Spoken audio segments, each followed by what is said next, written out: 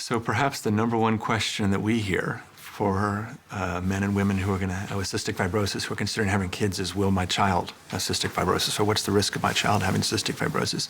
The math is pretty straightforward, but it requires some checking. We know that it takes 2 cystic fibrosis genes in order to have cystic fibrosis. You get 1 gene from your mother, 1 gene from your father. So we know whoever the individual with cystic fibrosis is will be contributing one of those cystic fibrosis genes. So really the risk of a child having CF when they're coming from a parent with CF depends on not the person with cystic fibrosis, but the other person.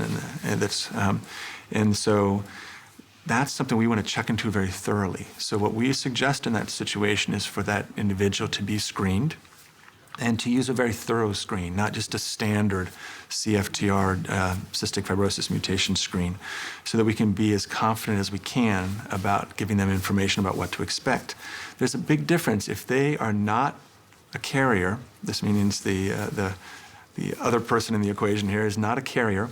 There's never a perfect test, but we can say that the likelihood of having a child with cystic fibrosis is down in the 1 in several thousand, depending on the exact test. Now, we know that child will be a carrier, but they are unlikely to have disease, as we said. And about 4% of all Caucasians in the United States are carriers, so that's really not that big a deal. The equation changes dramatically if it's found that that other person is a carrier.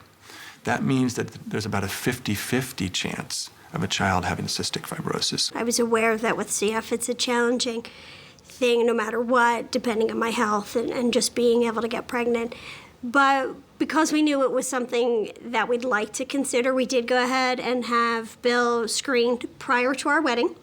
We were able to confirm at that point he wasn't a carrier of any of the known variations. So that was exciting. That was good news at that point. We were thrilled when we found out when we were engaged that it was a possibility for Chad to be a biological father. Until then, neither one of us really thought that that was possible. And we sort of left it at that when we were engaged, both understanding that at some point we would love to have a family, but we weren't there then. And then about 2 or 2.5 years later, we talked with the Hopkins team more about what that would mean and what our process would be to go through. And both Dr. Boyle and Dr. Merlot were really helpful in helping us learn what genetic testing I would need to go through. The typical genetic screening wouldn't be what they were advising. We went through and did a more substantial genetic screening so that more of the mutations could be checked. I was not a carrier. And we were told that it wasn't a sure guarantee, but it was as close as science would tell us. To learn more about this issue, ask your CF Foundation accredited care center or contact the CF Foundation directly.